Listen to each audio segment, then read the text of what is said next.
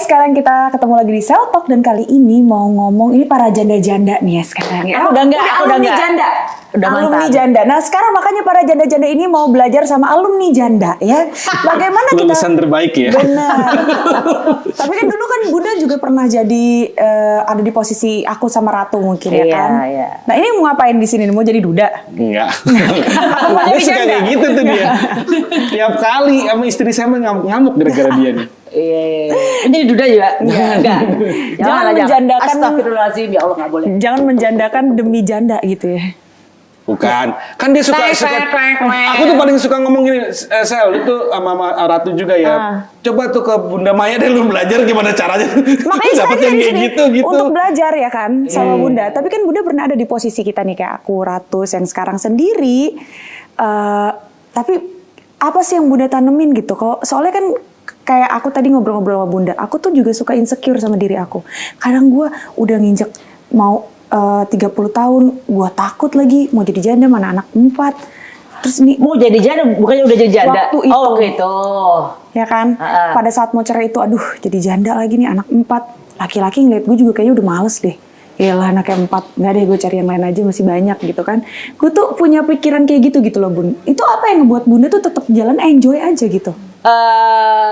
Enggak, tapi itu emang umurnya sih ya. Umurnya pada waktu umur 20, umur 30 kan masa-masa pencarian jati diri sebenarnya kan. Jadi emang wajar sih kayak gitu, cuman jangan keterusan. Kalau keterusan nanti takutnya malah menjadikan segala sesuatu apa sesuai dengan pikirannya kita gitu kan. Apa yang kita pikirin jadi kan. Kekuatan mindset. Iya, apa yang kita pikirin jadi semua kan gitu loh. Jadi lebih baik insecure itu nggak boleh, karena artinya kalau kita insecure berarti itu menandakan bahwa kita tuh nggak punya Tuhan. Bunda waktu dulu kan jadi single mom di tahun 2008 misalnya gitu ya. Nah itu kan seumur-umur Selin nih. Yep. 30-an sekian juga 30, gitu. 30, ya 30. Nah, itu insecure juga? Zaman itu aku insecure nggak ya? Bukan, kalau zaman itu bukan insecure, zaman itu masih marah dengan Tuhan waktu itu. Pertama kali pokoknya proses kejadian pisah itu aku masih dalam titik belum mencari Tuhan, tapi malah lagi proses marah pada Tuhan. Jadi makanya aku bilang umurnya belum ketemu nih gitu loh. Jadi belum ketemu tentang apa sih maksudnya yang kita ini kan kejadian segala sesuatu dalam hidup kita ini kan pasti ada maksudnya Tuhan. Hendak mendidik kita menjadi apa, ya kan? Walaupun nampaknya buruk, ya kan? Tapi kan pada saat proses berjalan waktu, akhirnya ketemu, oh ternyata Tuhan tuh pengen menjadikan kita menjadi lebih baik, ya kan? Lebih bergantung sepenuhnya kepada Tuhan, ya kan? Jadi akhirnya dari yang marah sama Tuhan, akhirnya sekarang beriman gitu loh. Tapi kan itu prosesnya lama tuh, gitu. Nah, during marah proses itu tuh ya kan Selin juga baru kan, Ratu juga baru. Itu kan dia ngelewatin proses yang itu kan rada serem ya. Kadang pelampiasannya jadi aneh-aneh kan. Jadi Iya kadang-kadang mau ngapain sih? Mau jadi pribadi yang seperti apa sih gitu? Iya, ya itu nanti makanya kadang-kadang kita perlu bertemu dengan orang-orang yang positif. Kebetulan waktu itu aku bertemu dengan orang-orang yang punya kebetulan segala macam orang-orang spiritual ya. Ya, aku memang seneng ngobrol kan. Terus jadi kebetulan teman-teman aku ini selalu memberikan masukan yang positif. Jadi pada akhirnya aku diarahkan untuk mencari Tuhan gitu loh.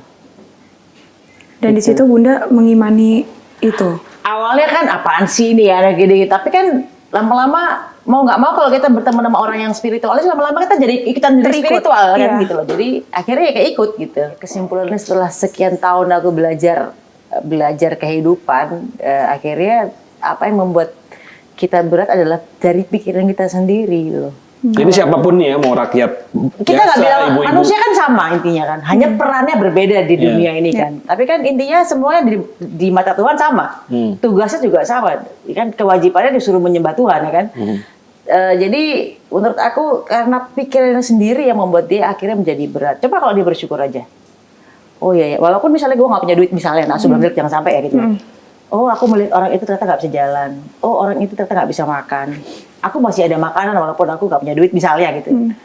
Kalau kita penuhin dengan rasa syukur kan pastinya kan nggak berat gitu loh. Ternyata masih ada yang ngasih aku makan kok. Udah kok nggak apa-apa, aku kasih aja nanti juga ada lagi gitu. Itu jadi berbeda gitu loh. Ketika kalau tiba-tiba kalau kita ngeluh aja.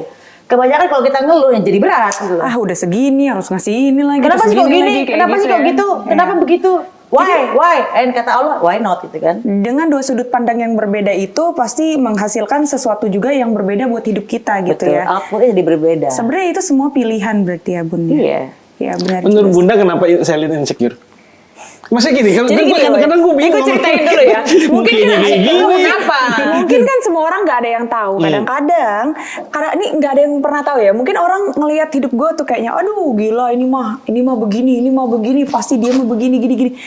Pikiran orang tuh tinggi banget tentang gue, tapi mereka tuh nggak tahu sebenarnya gue itu struggle loh di hidup gue gitu. Semua orang kali struggle.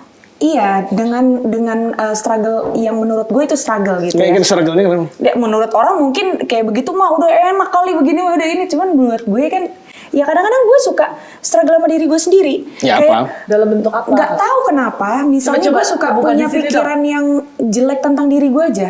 Iya, jadi gue tuh nggak ngerti kenapa gue suka insecure sama diri gue gitu. Padahal lu nggak jelek loh ya. Nggak tahu ya. Bukan secara fisik kali. Bukan physically, tapi mungkin kayak perasaan.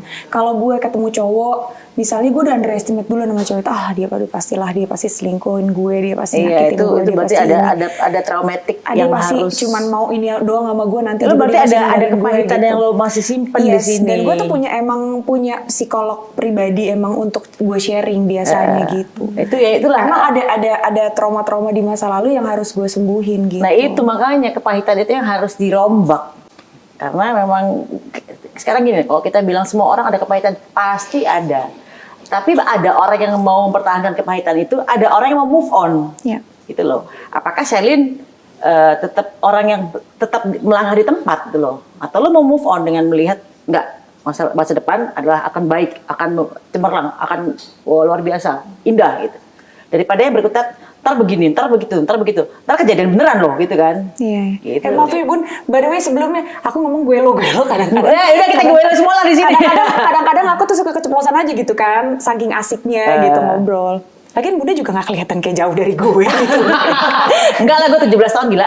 Oh iya udah. Lu giliran Pernah sama gue. ngerasain umur 30 tahun gimana ya Giliran Bun sama ya? gue, lo ngomong gue, lo diem-diem aja lo.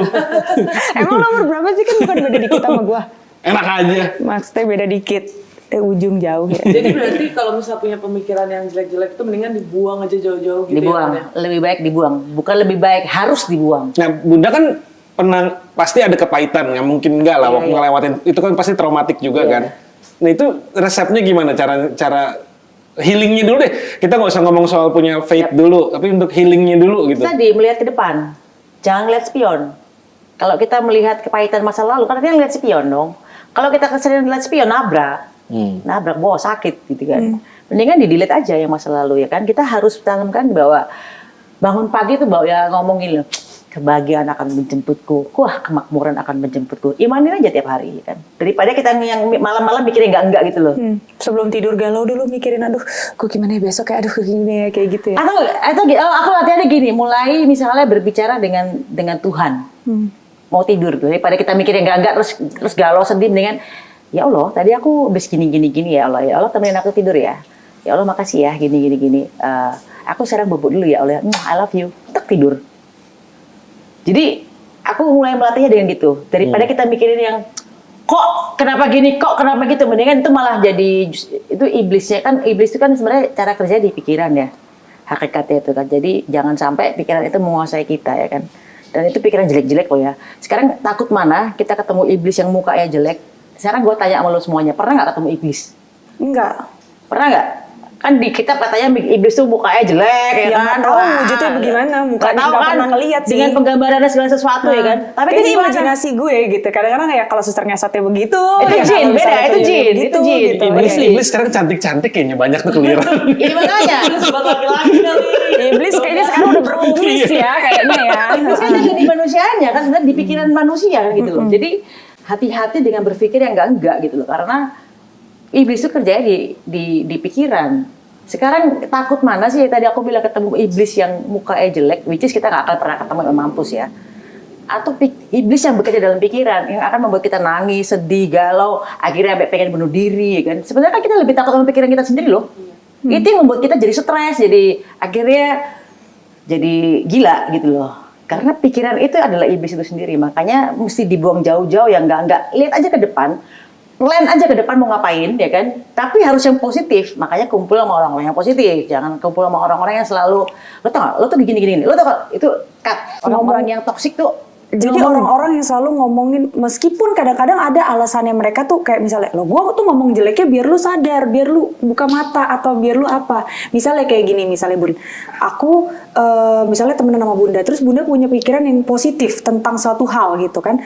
Gue mah konglomerat, gue mah yakin, gue mah bisa beli pesawat, gue mah gini, misalnya kayak gitu. Misalnya gitu. Terus aku bilang, Bun, ingat anak 3 di rumah. Bunda tuh tahu nggak sih kalau bayar ini tuh susah, berat, gini. Yang susah gitu. lo, gue enggak. Gue akan jawab gitu pasti. Lo bilang susah, yang susah lo, bukan gue enggak. Gue akan dengan PD-nya, itu karena iman ya, mengimani segala sesuatu. Jadi tetap patahin lagi. Lo ngomong susah kan, yang susah lo, bukan gue. Iya. Meskipun dia Ya, dengarnya kayak sombong ya. Meskipun dengan alasan misalnya kadang-kadang dia berpikir ya itu kan buat kebaikan lo, makanya gue ngomongin pahit-pahitnya gitu. Ya pahit lo, bukan gue. Ya gue gak butuh pahit lo gitu ya. Ya pahit, yang kalau ngomong pahit aja. Gue gitu. nyari manis bukan nyari Gua pahit nyari gitu manis ya. aja.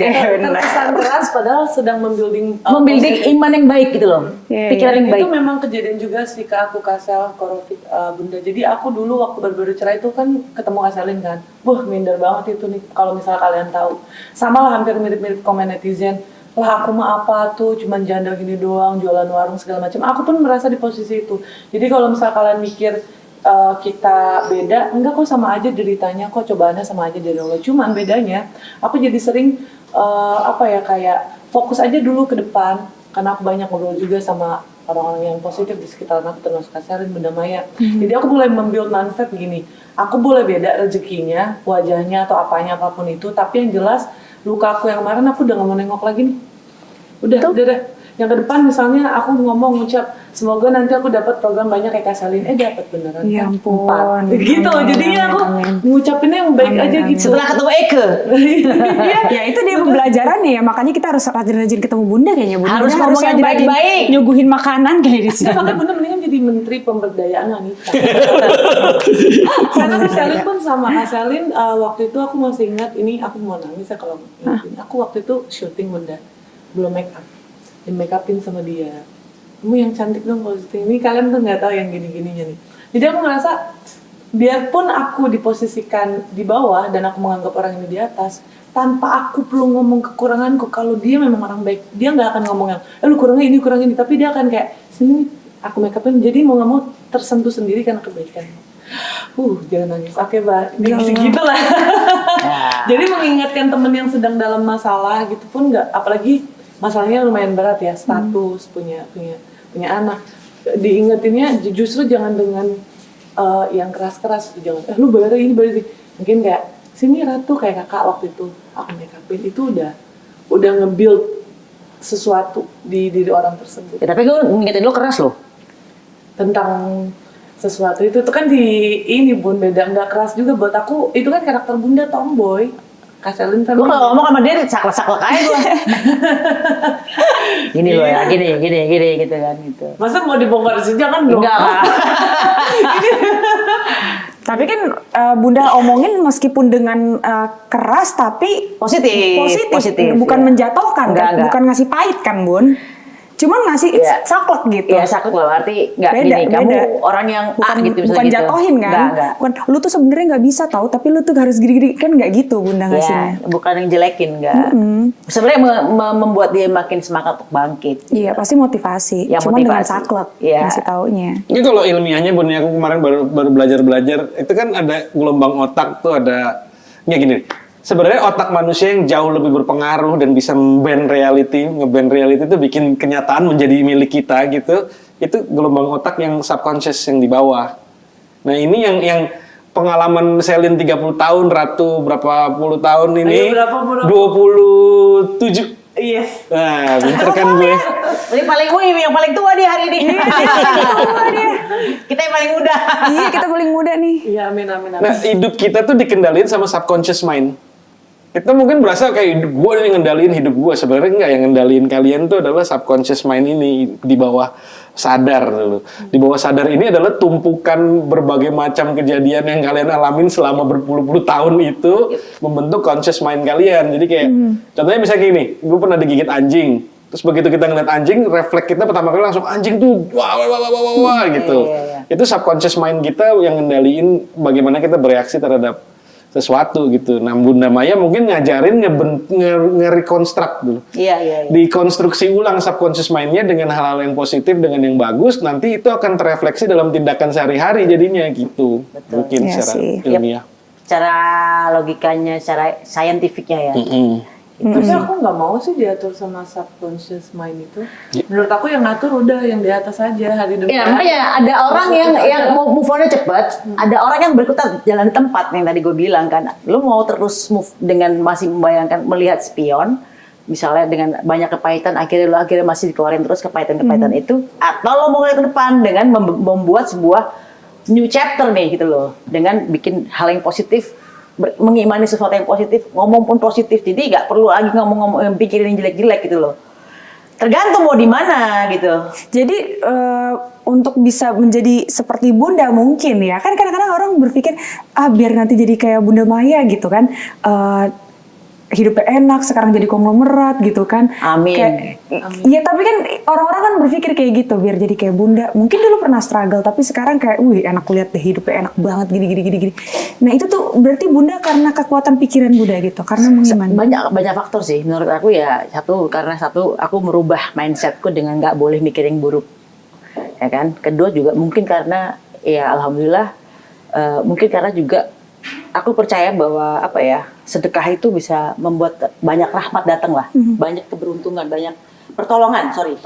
Jadi misalnya kalau pada saat kita kena sesuatu yang nggak enak, banyak pertolongannya. Itu tiba-tiba ya mungkin kita yang udah tanam kredit ke Allah ini, ya kan, itu yang nolong gitu loh. Jadi pada akhirnya jalannya lancar-lancar aja gitu. Walaupun tuh peristiwanya mungkin nggak enak banget ya, tapi pertolongan tuh luar biasa datang gitu loh.